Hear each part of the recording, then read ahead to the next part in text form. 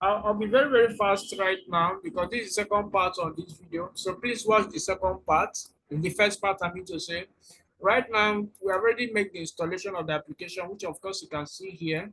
Now, what we need to do now is to just quickly go to phpMyAdmin under database. You can see it here right away. Just click on this phpMyAdmin to take you to the phpMyAdmin sections where you are going to override the already existing database. You can see that services is not here on this particular app that we just installed.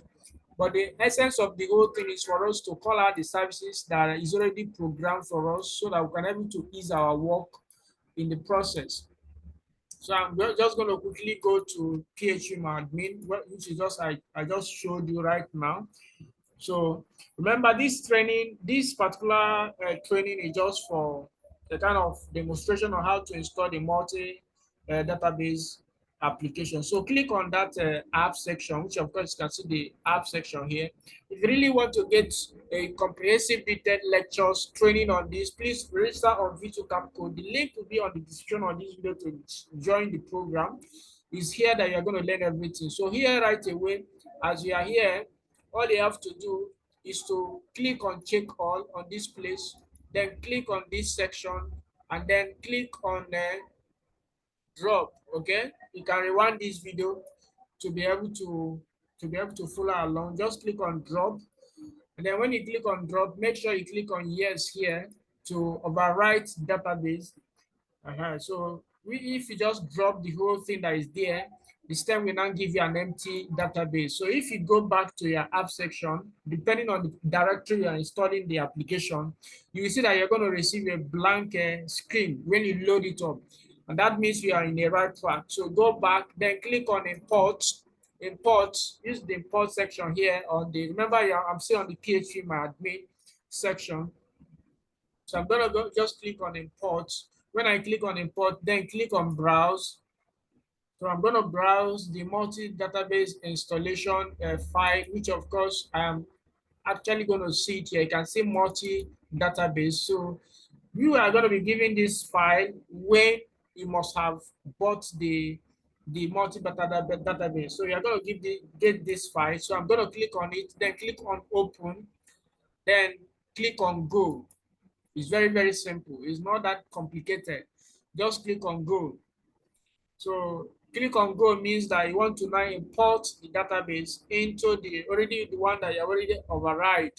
So if you're a student watching this, this is a way you can install the multi-database. Then if you are just new to the whole system, then I advise you go to vtuportalcreator.com.ng to register for a training. Also, you can order for the Vtuportal Creator script, which of course we have so many other training that cut across how to go about the software. So this is it. You can see that database is already uploaded. There is no record science on what I'm doing. So make sure you follow my training. It's very simple to go to get it started. So you can see that it has been imported successfully. So if you now go back to the what's it called, to your app section and reload it, you will see that the app section is now loading up. Okay, so since it's loading up, we are still going to come here. The next thing we need to do is to, on this phpMyAdmin, just scroll down and then click on web configure. Okay, so you can see where I click on, we click on this web configure. When you click on the web configure, you'll be able to be presented here. The next thing you need to do is to rename the names. Okay, change some parameters here. For instance, the chart code here, you need to change it to your own chart code. So if you are a student, chat me up on WhatsApp so that I'm going to show you how to put the chart code. So here, I'm just going to put a hash here because I don't want to make this video to be very lengthy. So I'm going to click on go. Just make sure you change every statement that is written here, the way places I'm pointing out, to your own domain. Okay, like this is how QSO solve. So I'm going to come here on this name. I'm going to change it to QSO solve. Okay, so it's very simple. All you have to do is to click on edit, then make sure you use capital letter, QSO solve. Okay, so that's it. You just click on go.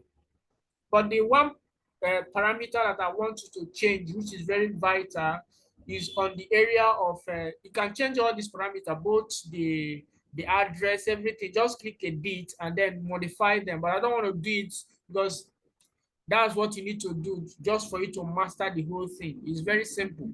So, but the one thing you want to do right now is to change the app to point to your own. So how do you do it? Just click on the next tab here.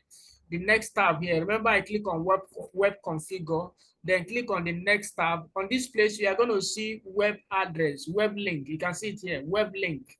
So make sure you click on this. Just click to edit it because you cannot be able to put another web link that is not yours. Okay, so here I'm going to just backspace and then put circuit sub. Make sure you type circuit sub. Don't put HTTP there.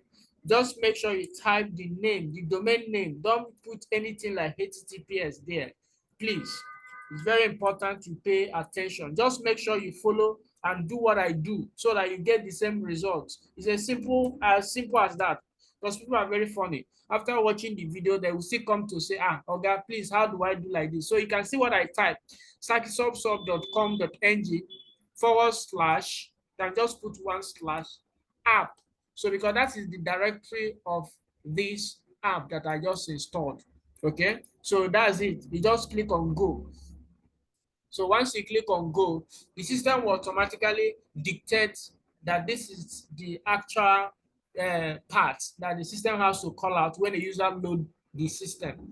So when I come here again and reload the admin end for the what's it called? You're able to see that the system is going to call out the name, and even if a user is navigating through the app, it is going to